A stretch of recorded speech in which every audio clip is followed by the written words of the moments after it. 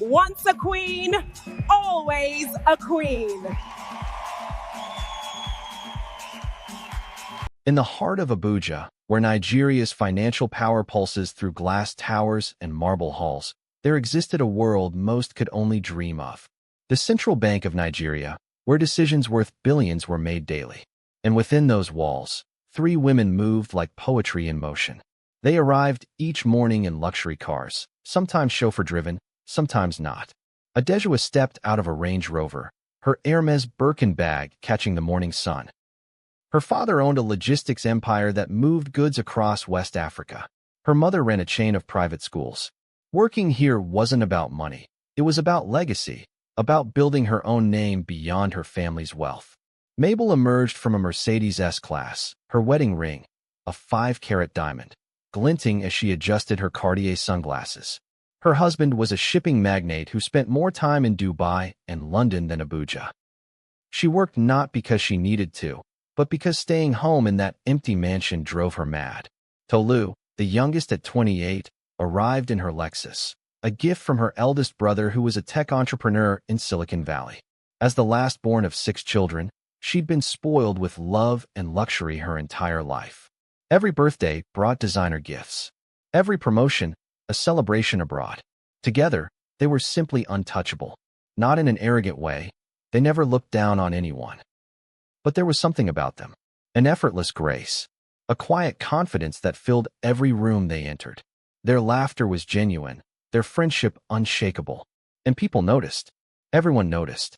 What made them magnetic wasn't just their designer wardrobes or luxury accessories. It was their energy. They complimented others genuinely. When the office cleaner wore a new headscarf, Mabel noticed and said, "That color is beautiful on you, Mama." When a junior colleague got a small promotion, Adejua bought her lunch to celebrate.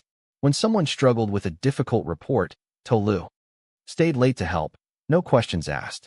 They gave from full hearts. And it showed. One Monday morning, a visiting client, a distinguished banker from Switzerland, was being given a tour of the office. When he passed by their section, he paused. "Excuse me, who are these ladies? They carry themselves with such elegance. Very professional." The manager replied proudly, "3 of our best analysts, sir. Harvard, London School of Economics, and Wharton graduates. I can tell." "Excellence recognizes excellence," the client said, nodding politely at them before continuing his tour. Across the office, sitting at her own desk, someone else had heard everything. Her name was Anita, and for the first time, admiration curdled into something darker. Anita was beautiful, the kind of beauty that stopped traffic. In University of Nsukka, Nigeria, she'd been campus queen. Men competed for her attention. Women wanted to be her friend. She'd graduated top of her class, gotten this prestigious job, and assumed life would continue that way, with her at the center. But something had shifted. Despite her looks, her sharp mind, her polished CV, she felt invisible. When she walked into meetings, eyes didn't follow. When she spoke, people listened politely, but no one leaned in. And those 3 women? They didn't even try, yet the world bent toward them. At first, Anita told herself it didn't matter. But then one afternoon, something happened. She was returning from lunch when she overheard 2 male colleagues by the elevator. "Guy, you see that Tolu girl? Even the way she drinks water is classy. I swear, some people are just born different." The other colleague laughed. "Born different? A beg, it's generational wealth. But still, she's humble Shah. That's rare. All 3 of them. They're not even forming. That's what I like. Money with manners." Anita stood frozen behind a pillar, her heart pounding. That night, she couldn't sleep. She kept replaying those words, born different. She looked at herself in the mirror and whispered, "Different how? I'm just as beautiful, just as educated. Why don't people see me the way they see them?" She made a decision. If it was about looking expensive, then she would look expensive too. The next Saturday, Anita walked into one of Abuja's most exclusive boutiques. The kind where security guards stood at the door, and the air smelled like expensive leather and ambition. She had seen Adejua carrying a particular bag the week before. Caramel-colored, gold hardware, understated but unmistakable. "Good afternoon," Anita said to the sales attendant. "That bag over there, the brown one with the gold lock. How much is it?" The attendant smiled politely. "Ah, madam, That's a Hermès Kelly. It's 12,800,000 naira. Anita's smile froze. 12 million. Yes, ma. It's imported directly from Paris. Very limited stock. Anita nodded slowly, her mind racing. 12 million naira. For a bag. What about something similar? Maybe not the exact brand, but good quality. The attendant's expression softened. She'd seen this before. Madam, we have the ABA-made collection. Very fine leather, same design. If you don't look closely, you can't tell the difference. Those ones range from 180,000 to 350,000 naira. Anita exhaled. That was still a stretch, almost her entire month's rent, but it was possible. Show me. Over the next few weeks, Anita transformed. At a luxury watch boutique, the salesman told her, original Cartier, 8,500,000 naira. But we have the Thai version for 220,000. At a shoe store, holding up red-bottom heels, the saleswoman said, Louboutin original, 890,000 naira. But these Korean ones are just 150,000. At a perfume counter, the seller smiled. Madam, Creed Aventus. 185,000 for 50 milliliters. Or try this Dubai copy, 25,000, lasts almost the same. Anita's wardrobe exploded. Every morning, she carefully curated her outfit, matching bags, shoes, accessories. She studied the trio like a scientist, took mental notes, copied their style, but with cheaper versions. And at first, it worked. The first Monday she showed up in her new wardrobe, the office buzzed. A female colleague approached her. Anita, this your bag is fire. Where did you buy it? Anita smiled confidently. Oh, just a little something I picked up. A male colleague called out. You're looking expensive these days, oh. Somebody don collect alert? Laughter followed. Anita blushed with pride. For the first time in months, she felt seen. Even the trio noticed. Mabel said kindly as she passed Anita's desk, your earrings are lovely. Thank you. Yours too. Anita replied, a bit too eagerly. Tolu smiled warmly. You're glowing lately. New skincare routine. Something like that, Anita said. But as she walked away, Tolu whispered to Adejua, is it just me, or is she copying us? Adejua was dismissive but kind. Let her be. If it makes her happy, why not? But Mabel, the most observant, frowned slightly. I just hope she's not spending beyond her means.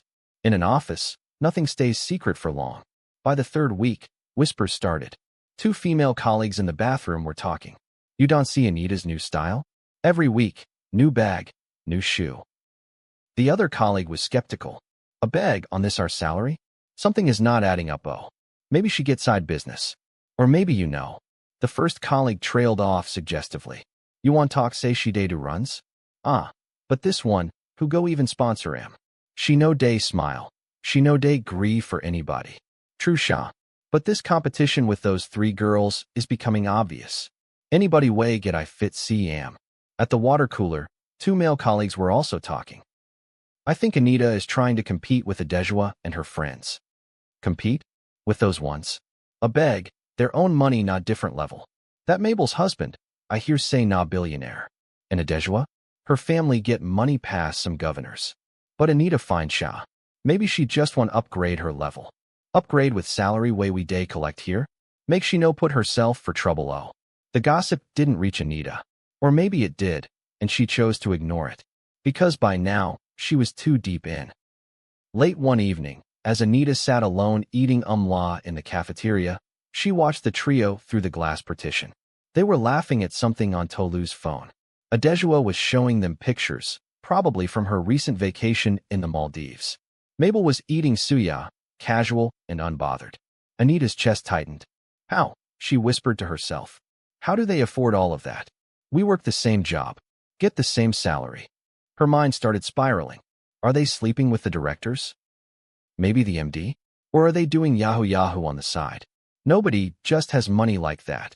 She didn't know that Mabel's husband had just sent her $50,000 that morning just because. She didn't know that Tolu's brother had gifted her an all-expense-paid trip to Dubai for her birthday.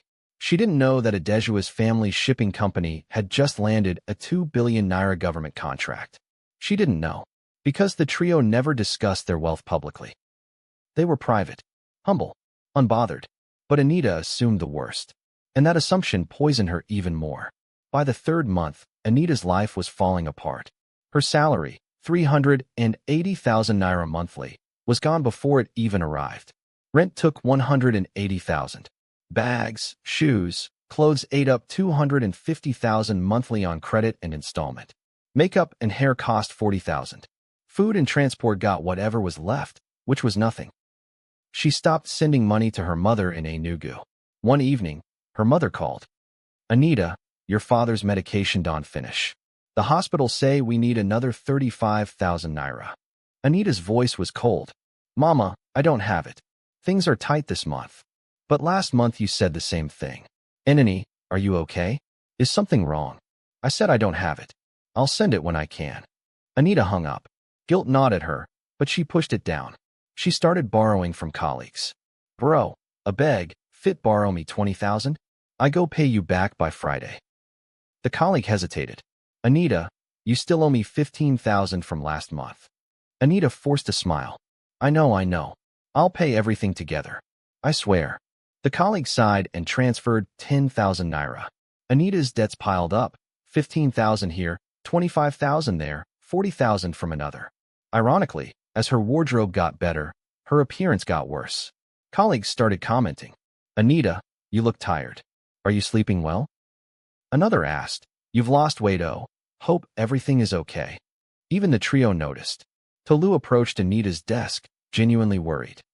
Hey, Anita, are you okay? You don't look well. Anita was defensive, forcing a smile. I'm fine. Just been busy. Mabel added gently. If you need anything, just let us know, okay? Anita nodded, but inside, she felt humiliated. Why are they being nice? Are they mocking me? Paranoia had set in. Before we continue with Anita's story, if you're finding this message powerful, if it's speaking to you, please take a moment to subscribe to When Africa Speaks. Hit that notification bell so you never miss stories like this, stories that reflect our reality, our struggles, our lessons. Share this video with someone who needs to hear it. And drop a comment below telling us what you think so far. Your engagement helps us reach more people with these important messages. Now, let's continue. It happened on a Thursday afternoon. Anita was in the middle of a financial report when her vision blurred. Her heartbeat pounded in her ears, loud, irregular. She stood up, trying to steady herself, but her legs buckled. Anita, somebody help, a colleague shouted. She collapsed. When she woke up, she was in a sterile white hospital room, and 4-drip was attached to her arm. The doctor stood beside her bed, reviewing charts with a serious expression. Your blood pressure is dangerously high, 190/110. You're also severely stressed and malnourished. When was the last time you ate a proper meal? Anita said nothing. The doctor continued firmly, I'm serious. At this rate, you could have a stroke. You're only 29 years old. What's going on?